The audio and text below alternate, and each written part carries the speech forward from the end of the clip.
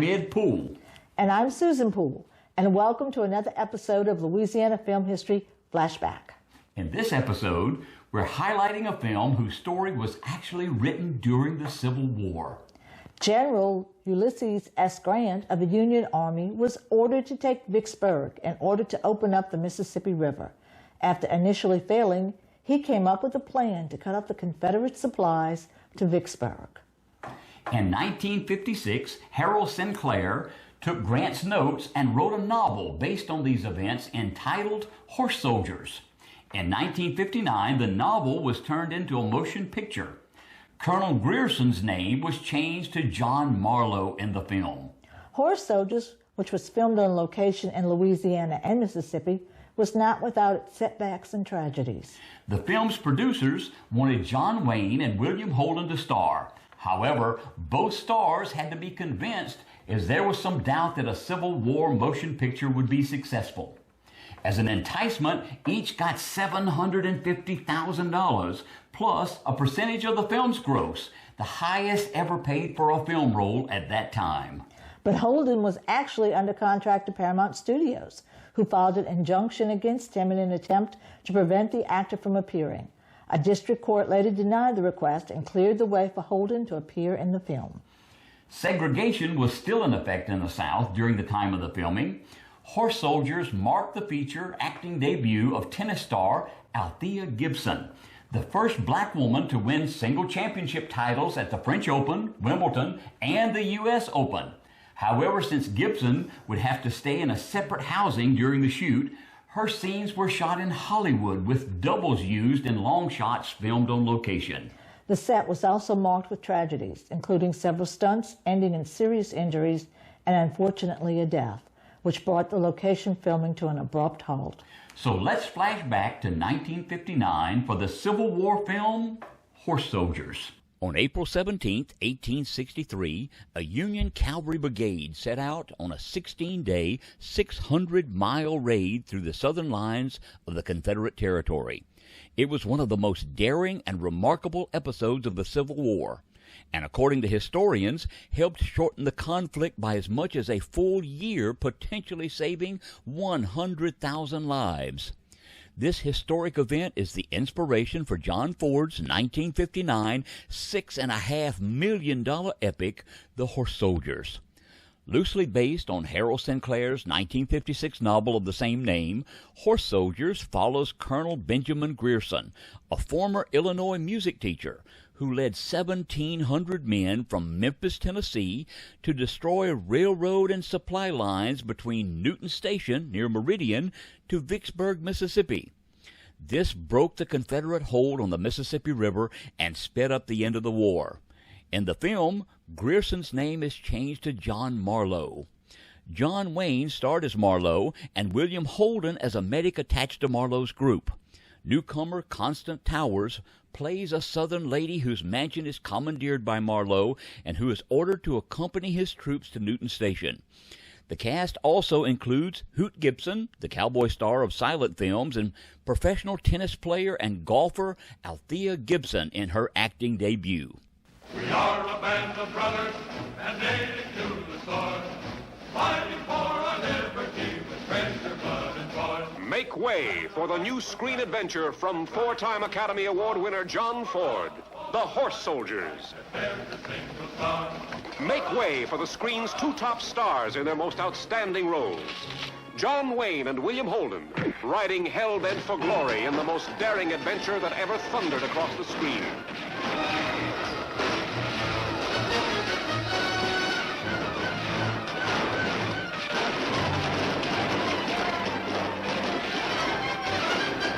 Make way for a rousing adventure story that relives history's most daring Give 'em Hell raid, and the two hellions who rode side by side to lead it.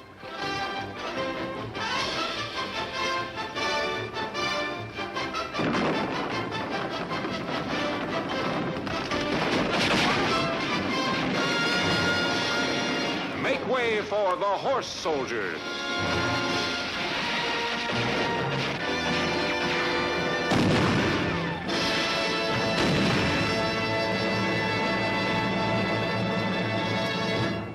Horse Soldiers was shot almost entirely on location in Louisiana's Cane River country in and around Natchitoches in the fall and winter of 1958. Located in western Louisiana, the 30-mile-long Cane River is formed from a portion of the Red River, a major waterway in the southern United States.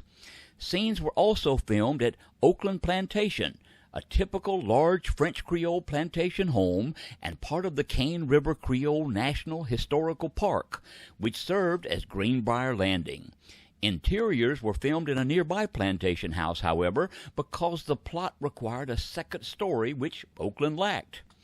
Scenes were also shot in Alexandria and Shreveport in northern Louisiana and in Natchez, Mississippi, where cadets from Jefferson Military College were used as Confederate soldiers.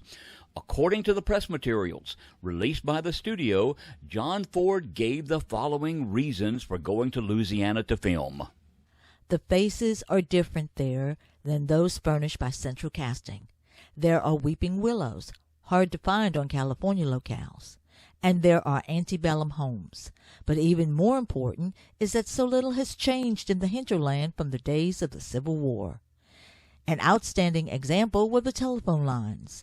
They are strung exactly as the telegraph lines were strung when Colonel Grierson marched his Union cavalry column through Mississippi to Baton Rouge in one of the most daring military moves of history.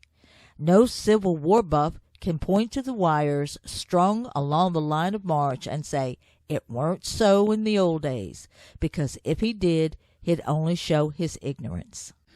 Several sets were constructed in the area, including a 290-foot bridge built over the Cane River with a capacity load of 40 tons and a cost of $50,000. It was built to match bridge designs of the late 19th century and was destroyed by dynamite at the climactic end of the film. After weeks of research, an exact replica of Newton Station, Mississippi was also constructed on the levee alongside the Cane River.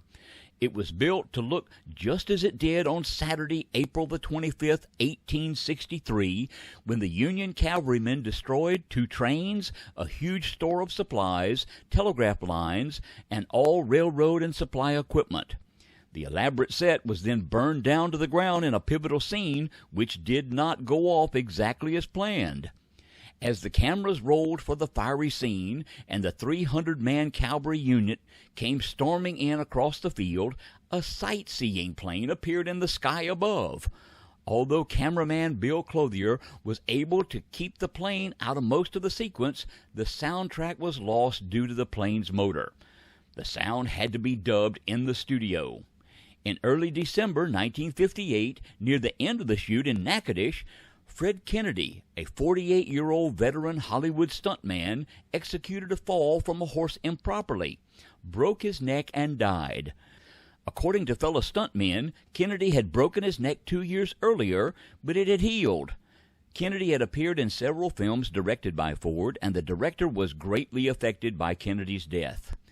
After the incident, which according to reports was the 4th accident on the set, Ford halted filming and immediately moved production back to California.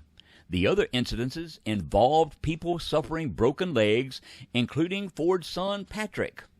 The world premiere of The Horse Soldiers was a large 2-day event.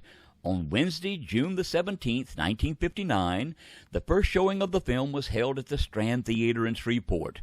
The star-studded event included the film's leading men, John Wayne and William Holden, in attendance. The next day, Wayne and Holden and the rest of the dignitaries flew to New Orleans for a second premiere at the Sanger. It was preceded by a parade and stage appearance by the film stars. Horse Soldiers was released nationwide on June the 26th and an international release at varying times during 1959. This has been a presentation of Hollywood on the Bayou, preserving Louisiana's rich film history with books, prints, presentations, and exhibits.